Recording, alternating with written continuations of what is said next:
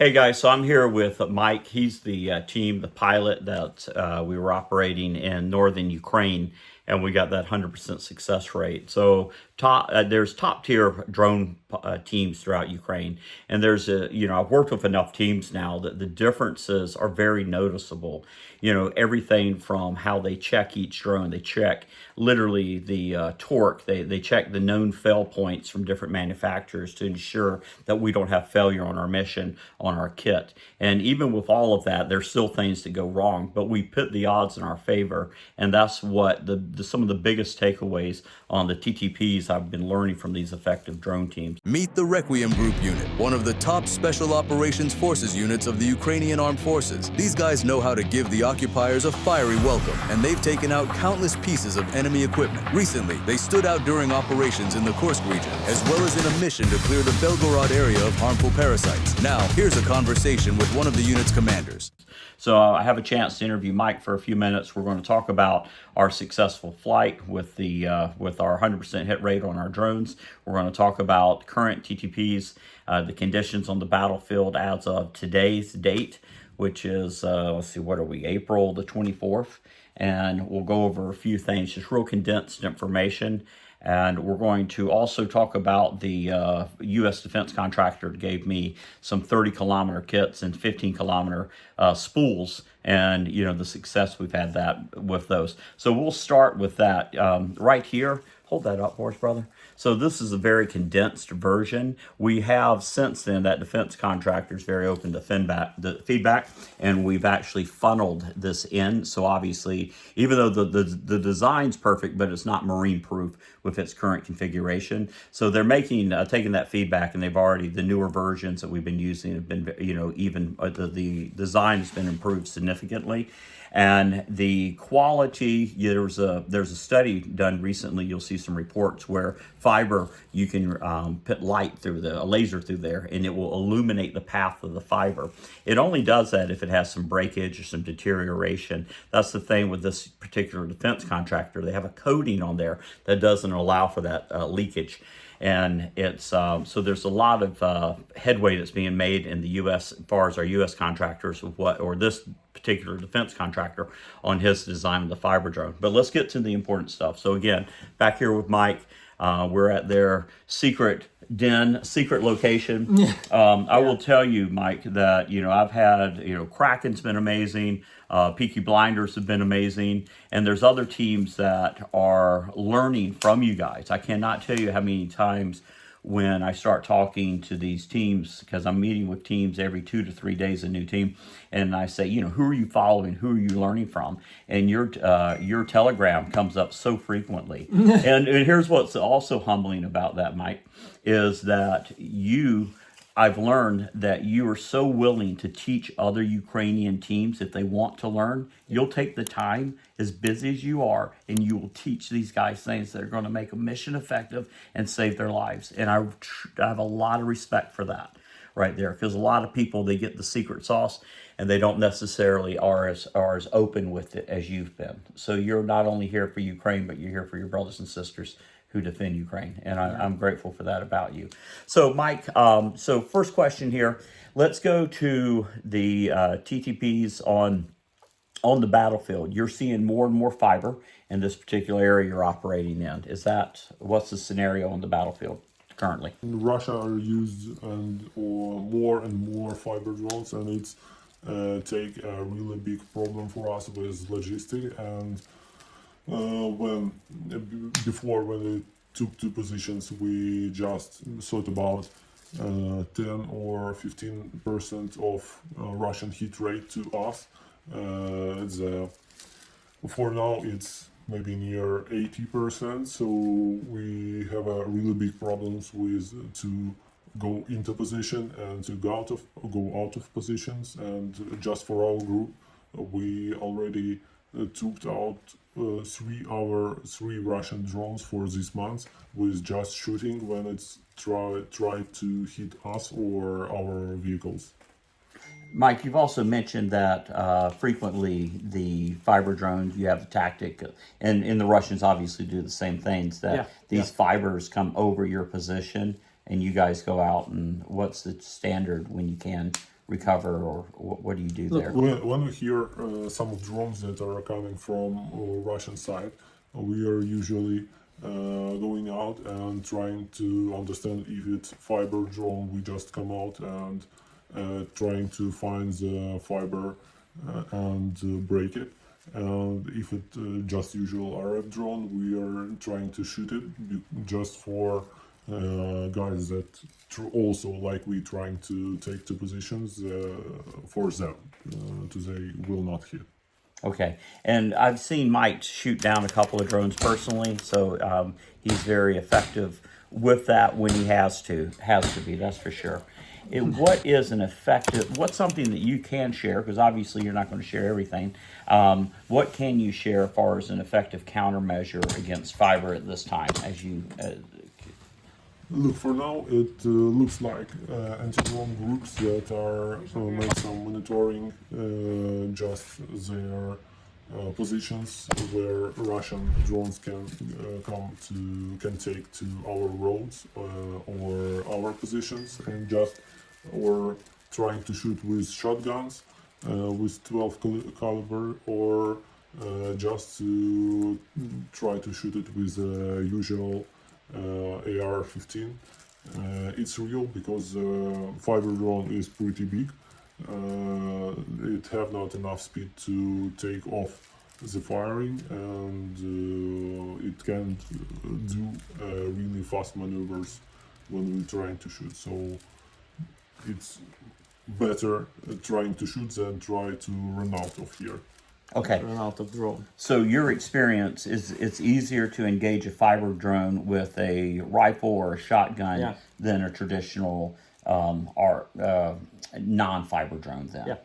Okay. Look, we tried with shotgun on polygon to shoot the drone with just a shotgun. We got 100% of kill rate with fiber drone in 30-50 meters. With just AR-15, we got near 60, maybe 70% of success. So it's with fiber drones. With just a usual drone, with AR-15, it's maybe 20% to hit.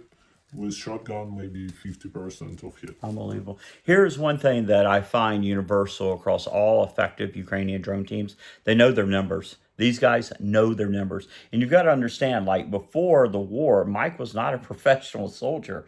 This man is here to defend his country. And so he's committed and motivated. And he just gets the kit, he'll keep stacking the bodies. And that's what my job is to bring more awareness, bring more donations to get Mike the kit necessary to just give them more resources.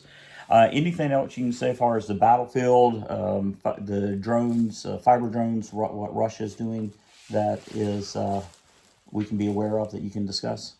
We have an experience to hit Russian team that are use fiber drones, because just of they are flying from one position, maybe hundreds of drones, and we just when we flew our FPV, we just seen the fiber on the field and some fiber above the house, and in one moment they just stop and no fiber more. So we take some rounds around the house and just found the drone like that we gave you.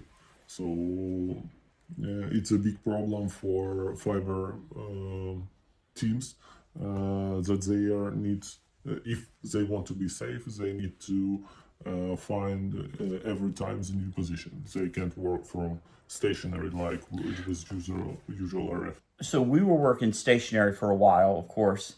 And again, we were launching fiber drones, but we may have launched 15 fiber drones and 60, 70 traditional RF drones. So we weren't leaving as much as a signature, and we would retract as much possible of our expended fiber from our position. But obviously, if you're launching, 50, 60 at a time, that is something that can be quite visible from your position. How frequently do you think these teams, is launch, 10, 15 fiber drones and then have to potentially move?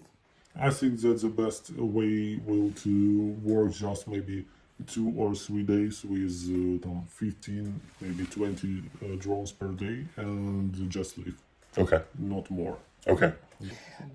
Well, Mike, you've already shared a lot, so obviously, we need to keep our trade secrets. I appreciate you always being professional.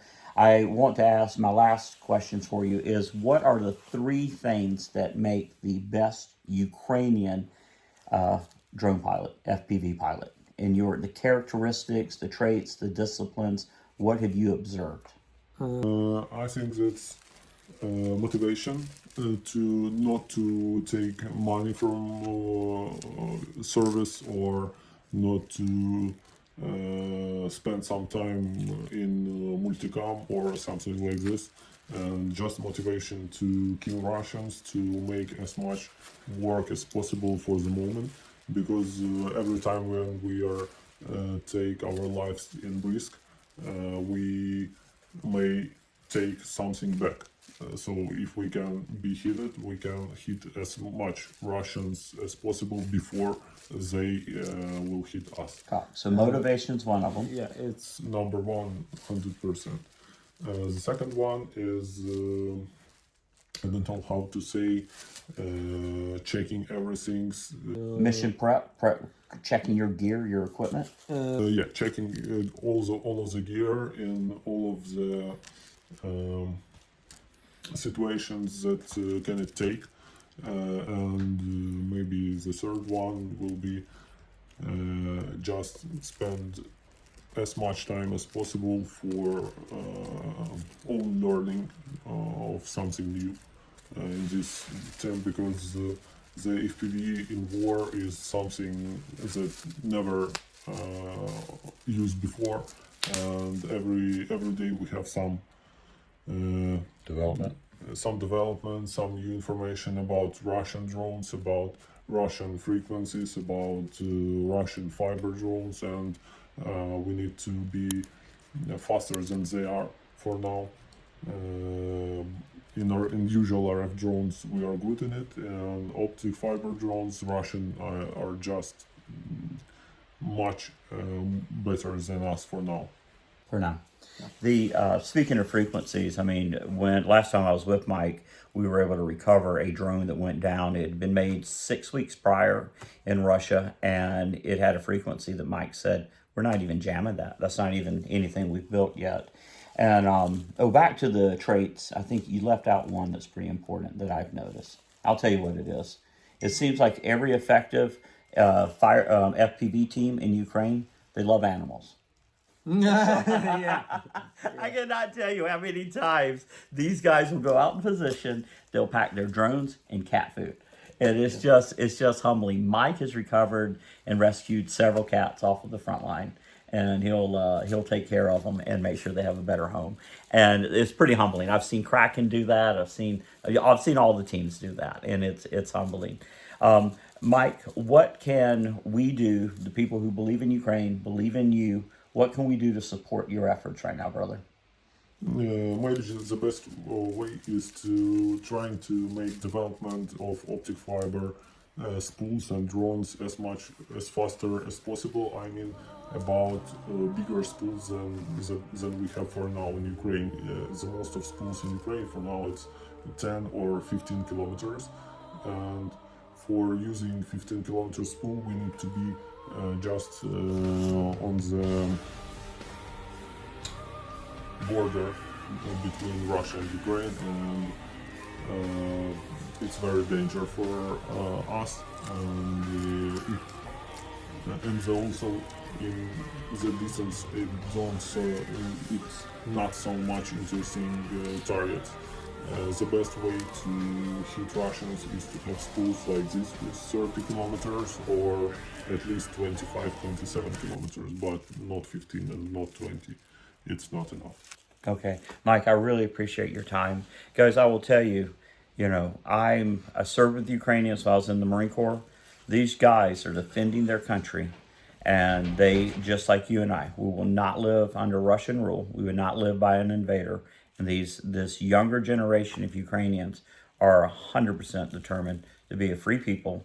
They just need kit. They need the supplies. They need the things that we can provide. So if you want to put warheads on foreheads, we can make that happen. You know, hit me at dronereaper.com. You can welcome the support. If we can get Mike's information, just I think you have a donation page or anything on your platform.